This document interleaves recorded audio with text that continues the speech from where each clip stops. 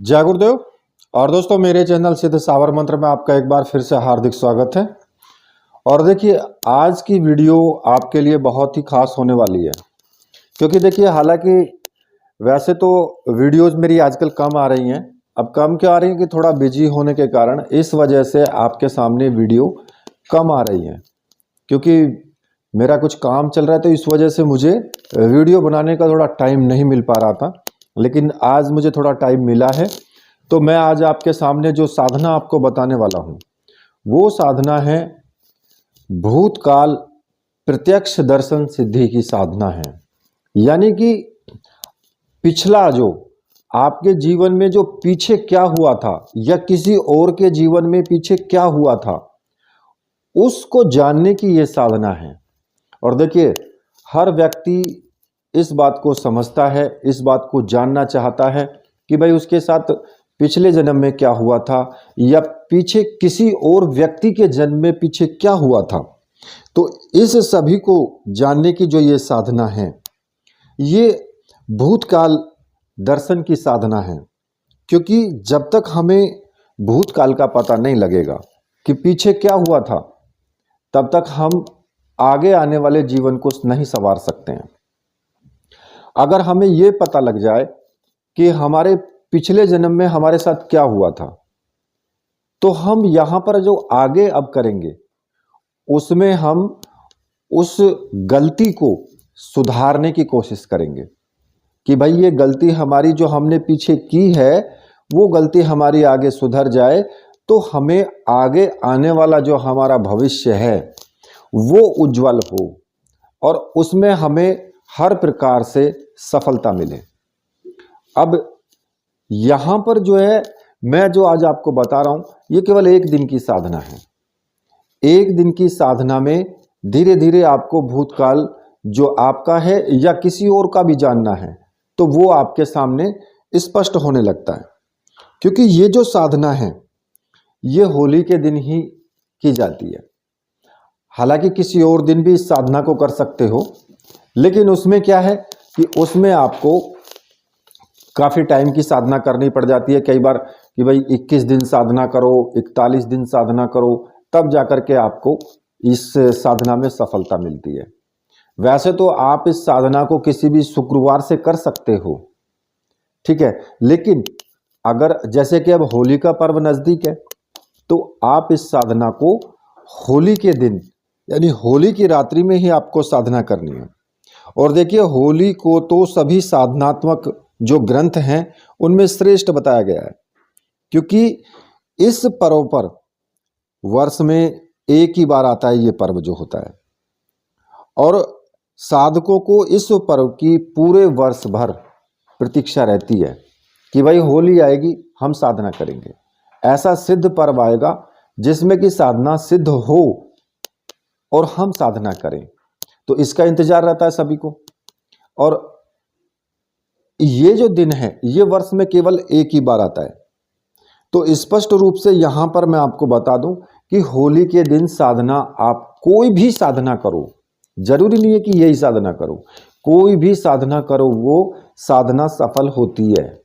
उसमें आपको जरूर सिद्धि प्रदान हो आपको प्राप्त होती है। क्योंकि जो आप साधना कर रहे हैं, एक ऐसा संयोग, एक ऐसा दिवस, एक ऐसा जो विलक्षण क्षण होता है ना, उसमें कुछ विशेष प्रकार की सिद्धियां प्राप्त होती ही हैं। अब जैसे कि मान लिया कि ग्रहण हो गया, अब ग्रहण में आप साधना करते हैं, तो भाई वहां भी तो जल्दी साधना सिद्ध होती है।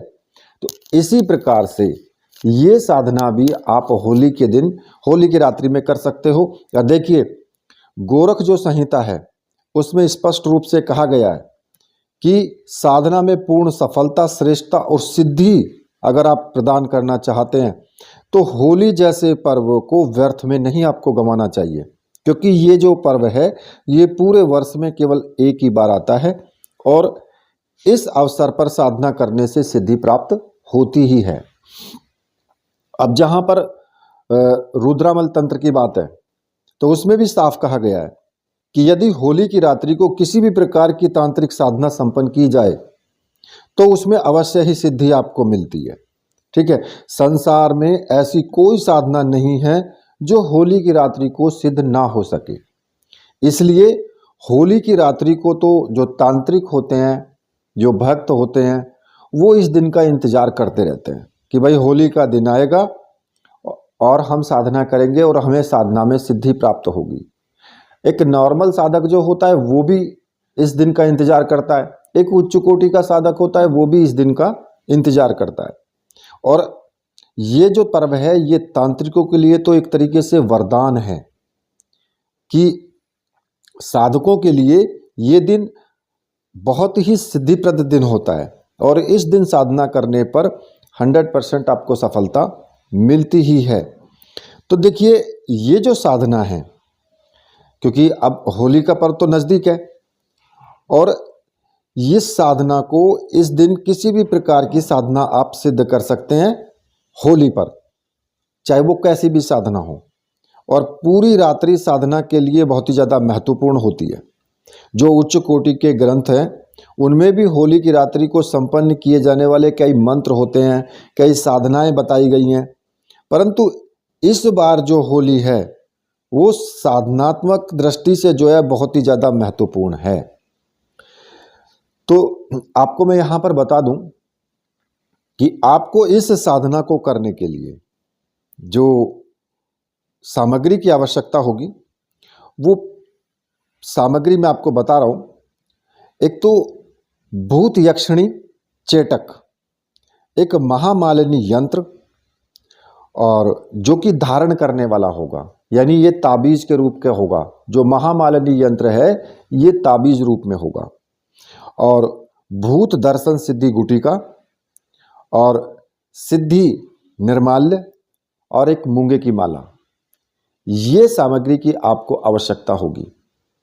और ये जो सामग्री है, अगर आप ऐसी सामग्री को प्राप्त करना चाहते हैं तो मैंने व्हाट्सएप नंबर दिया हुआ है वीडियो में, आप वहां से मुझे व्हाट्सएप करके और ये सामग्री आप प्राप्त कर सकते हैं।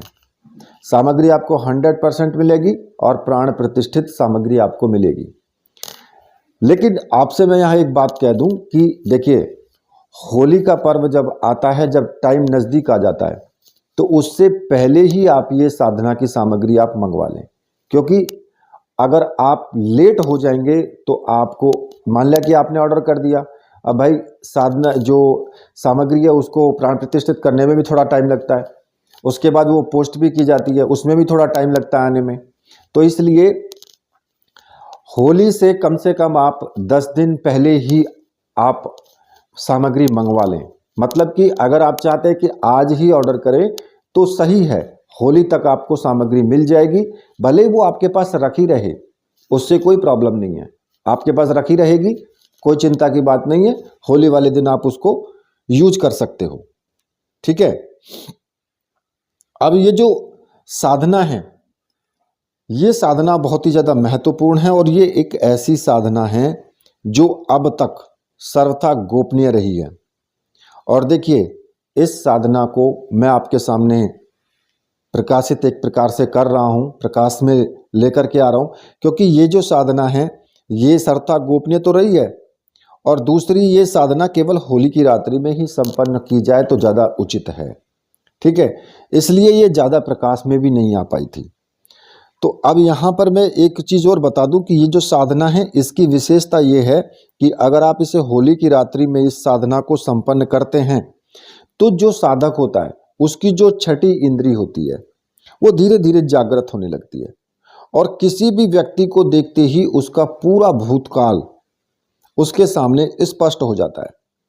और वो स्वयं, आप कल्पना कीजिए कि भाई यदि साधक को बिना प्रयास के ही किसी व्यक्ति का भूतकाल पता लग जाए तो उसकी जो काफ़ी समस्याएं हैं वो स्वतः ही हल हो जाती हैं अपने आप ही। एक प्रकार से एक चमत्कारी व्यक्ति को कहलाने लगता है, और वो व्यक्ति को देखते ही ये जान लेता है कि भाई इस व्यक्ति का नाम क्या है, इसके घर का पता क्या है, इसके घर में और परिवार में कौन कौन व्यक्ति हैं, इसका भूतकाल कैसा बीता है, और ये किस प्रकार का इसका जो है स्वभाव है। यानी कि आप एक तरीके से समझिए कि कर्ण पिशाचिनी साधना, और ये साधना दोनों समतुल्य हैं, मतलब कि एक समान है। जहां कर्ण पिशाचनी साधना को करने पर आपके सामने आपको बहुत डर होता है कि भाई कर्ण पिशाचनी कहीं जीवन बर्बाद ना कर दे, कहीं कुछ ऐसा ना कर दे कि मेरी पत्नी को ना मार दे, या फिर घर में कोई नुकसान ना हो, ऐसा हो कि कहीं मैं आगे किसी विपत्ति में फंस जाऊं। तो जो कर्ण पिशाचनी साधना होती है उसमें आपको ये सब खतरे होते हैं। आपके मन में जो भय, एक प्रकार का विशेष डर होता है। लेकिन ये जो साधना है, इस साधना में आपको किसी भी प्रकार का ना कोई डर है, ना कोई भय है, और ना ही आपके सामने कोई इस प्रकार की समस्या आने वाली है। तो देखिए, मेरा सीधा सा कहने का तात्पर्य ये है कि जीवन के लगभग सभी क्षेत्रों में इस विद्या का और इस साधना का महत्व है। इसके द्वारा हम अपने जीवन को ज़्यादा सुरक्षित बना सकते हैं और अपनी आने वाली जो विपत्ति है उनको हम टाल सकते हैं। ठीक है, तो देखिए, ये जो 5 जो सामग्री मैंने आपको बताई हैं, ये पांचों सामग्रियां बहुमूल्य हैं और इससे जो संबंधित जो पूरा पैकेट है वो भूतकाल दर्शन सिद्धि पैकेट कहा गया है। ठीक है, और जिसको ये पैकेट चाहिए वो ऑर्डर करेगा, 100% उसको सामग्री मिलेगी। इसमें तो कोई संशय करने वाली बात है ही नहीं। अब देखिए, ये आपको साधना करनी कैसे है, अब मैं आपको इस साधना के विषय में पूर्ण रूप से बता देता हूं कि भाई ये साधना आपको किस प्रकार से करनी है। देखिए, होली की रात्रि में लगभग आप 10 बजे के बाद इस साधना को शुरू करेंगे। स्नान आदि करके बिल्कुल एकदम स्वच्छ वस्त्र धारण करेंगे, और जो वस्त्र आपको धारण करने हैं वो पीले रंग की आपको धोती पहननी है, और पीले रंग का ही आपको गुरु चादर हो या कोई और दूसरा कपड़ा हो, पीले रंग का ही आपका होना चाहिए। अगर आप साधिका हैं, यानी आप स्त्री हैं, तो आप पीले रंग की आप कंचुकी पहनेंगी। ठीक है, और पीले रंग की आप साड़ी पहनेंगी, मतलब कि पीले रंग का ही आपको धारण करना है सब कुछ। और जो आपका आसन है वो भी पीले कलर का रहेगा, और पूर्व दिशा की तरफ आप मुख करके बैठ जाएंगे। सामने एक चौकी लगा लें। ठीक है, चौकी पर आप तस्वीर रख लें, यानी कि आप अपने गुरुदेव का चित्र जरूर रखें, और भगवान शिव का चित्र, और साथ में ही माता का चित्र भी आप वहां पर रखें। ठीक है, इसके अलावा जो आपको सामग्री होंगी, जैसे कि पुष्प हो गए, और धूप दीप हो गया, चावल हो गए, और सिंदूर जो टीका लगाने के लिए। तो आप जब स्नान आदि करके और एकांत रूम में आपको साधना करनी है, कोई भी साधना के कक्ष में प्रवेश ना करें जब तक आप साधना करें। हालांकि एक दिन आप इस होली वाली रात्रि में आप साधना करेंगे तो आप बोल सकते हैं घर में कि भाई आप जब मैं साधना करूं तो आप कोई भी उस कमरे के अंदर प्रवेश ना करें। इसमें आपको तेल का दीपक लगा देना है, तेल सरसों के तेल का दीपक आपको इसमें जलाना है। ठीक है, सामने जो चौकी पर कपड़ा बिछाएंगे वो भी पीले कलर का आपका होना चाहिए, और धूप अगरबत्ती जो भी आपके पास है वो आप जला लें सुगंधित। और पूर्व दिशा की तरफ आपका मुख है ही जो आप करके बैठेंगे। सबसे पहले आपको अपने गुरुदेव का पूजन करना है। अब गुरु आपके जो भी हैं, चाहे वो आपके गुरु स्वामी निखिलेश्वरानंद हैं, चाहे आपने भगवान शिव को गुरु माना है, या आपने गुरु गोरखनाथ को गुरु माना है, तो वो तो आपके गुरु जो हैं उन्हीं को मान करके आप साधना करेंगे। और देखिए, आपको सबसे पहले गुरु जी को टीका लगाना है, धूप दीप दिखाना है, उनको चावल चढ़ाने, पुष्प चढ़ाने हैं, और गुरुदेव से हाथ जोड़ करके प्रार्थना करने है कि गुरुदेव, मैं ये साधना करने जा रहा हूँ भूतकाल दर्शन की, तो इस साधना में मुझे पूर्ण रूप से सफलता मिले। आप मुझे आशीर्वाद दीजिए और आज्ञा प्रदान कीजिए। ऐसा कह करके गुरु जी को नमस्कार करके, और फिर आप अपने गुरु मंत्र का, जो भी आपका गुरु मंत्र है, उसका एक माला का आप जाप जरूर करेंगे, और वो गुरु माला से ही आपको करना है। देखिए, अगर आपने स्वामी निखिलेश्वरानंद जी को गुरु माना है तो फिर आप ओम परम तत्वाय नारायणाय गुरुभ्यो नमः इस मंत्र का जाप करेंगे। अगर आपने भगवान शिव को गुरु माना है तो ओम नमः शिवाय इस मंत्र का आपको जाप करना है। और ये तो आपकी इच्छा के ऊपर डिपेंड करता है कि भाई आप कितनी माला का जाप करें। अब गुरु मंत्र का तो आप कितना भी कर लीजिए उतना ही कम है। आप 2 माला करें, 5 माला करें, जो भी आपकी इच्छा हो उतना आप जाप करें, ठीक है। और गुरु मंत्र का जाप करने के बाद फिर आपको क्या करना है कि अपने उल्टे हाथ में आपको थोड़े से चावल ले लेने हैं और चावल लेकर के उनको सभी दिशाओं में फेंकते हुए एक रक्षा विधान करना है। जो मंत्र बोलना है मैं आपको बता रहा हूं।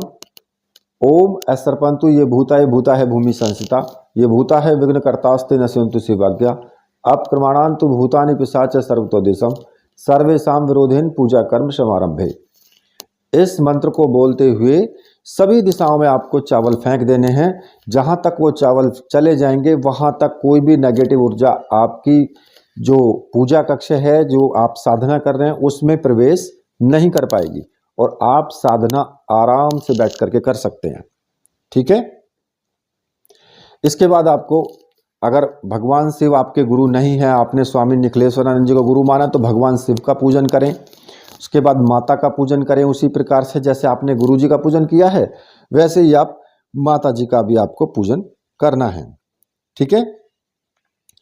अब एक प्लेट ले लें और उसमें आप क्या करेंगे, कोई भी पात्र हो, चाहे वो स्टील का हो या फिर तांबे का हो, कैसा भी हो, ये जो पांचों जो सामग्री हैं, एक तो आपका भूत यक्षिणी चटक हो गया, महामालिनी यंत्र हो गया, ये ताबीज के आकार का होगा, और भूत दर्शन सिद्धि गुटिका हो गई, और सिद्धि निर्माल्य, और एक मूंगे की माला। इनको आप उस सामग्री को आप एक उस थाली में रख देंगे और जल से आपको उसको स्नान करवाना है पहले, ठीक है। जल से स्नान करा के धो पोंछ करके साफ करके और उस पर आपको कुमकुम से टीका लगाना है, ठीक है, और चावल चढ़ाने हैं और पुष्प चढ़ाने हैं, ठीक है।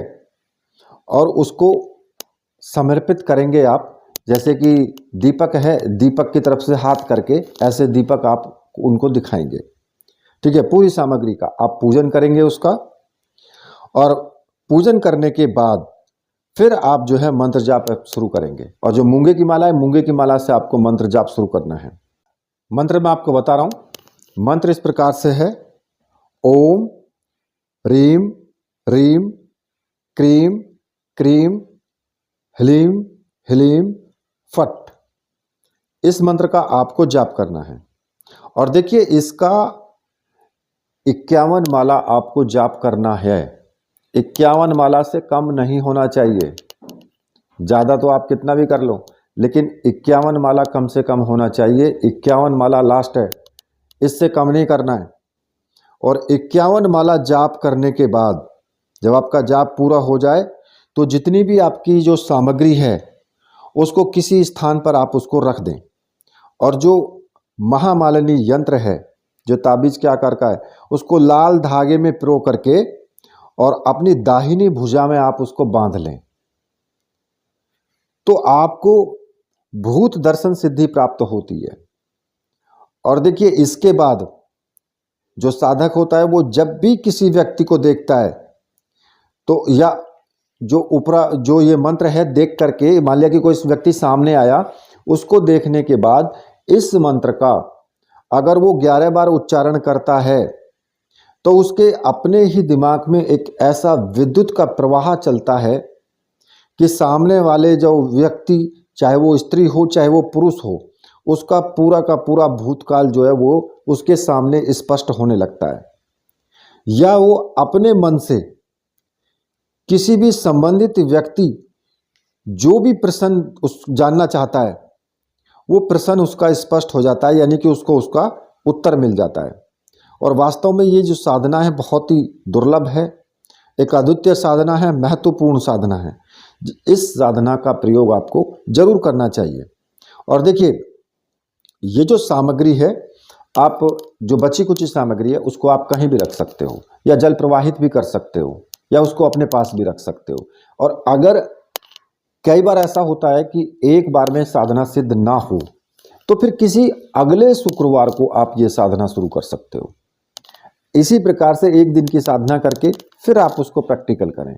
तो अगर एक या दो बार में साधना पूर्ण रूप से सिद्ध हो जाती है, ठीक है, लेकिन इस साधना में अगर आप लगातार साधना करें, कि मान लिया कि आप सोचे कि भाई मैं तो 21 दिन लगातार साधना करूंगा, मुझे और अच्छी सिद्धि प्राप्त करनी है इसमें, तो फिर आपको ब्रह्मचर्य व्रत का भी पालन करना है, यम नियम के और जो सिद्धांत हैं उनका भी आपको पालन करना है, सात्विक भोजन करना है, सात्विक विचार आपके रहने चाहिए, और किसी भी व्यक्ति के साथ में ऐसा ना करें कि बिल्कुल दूसरा व्यक्ति समाज के विरुद्ध कोई कार्य ना करें। अपने दिल में एक दूसरे के प्रति सद्भावना हो, उसके प्रति एक समझिए कि आप व्यवहार से बहुत अच्छे होने चाहिए। जो आपका व्यवहार है एक साधु की तरह होना चाहिए, क्योंकि साधनाएं तभी सिद्ध होती हैं जब आप अंदर से निर्मल आपका मन होता है, ठीक है। ब्रह्मचर्य व्रत है, आप मन से और तन से दोनों तरीके से आपको ब्रह्मचर्य व्रत का पालन करना पड़ता है, तभी साधनाएं आपकी सिद्ध होती हैं। नहीं तो फिर आप साधनाओं में जो है आप मंत्र जाप करते रहो, साधनाएं सिद्धि नहीं प्राप्त होती है। तो आप इस चीज़ का जरूर ध्यान रखें, ठीक है। इसी के साथ मैं वीडियो को अब यहीं पर समाप्त करता हूं। मेरे साथ बोलिए, बोलिए वीर बजरंगबली हनुमान जी महाराज की जय, बोलिए मेरे परमहंस गुरुदेव की जय।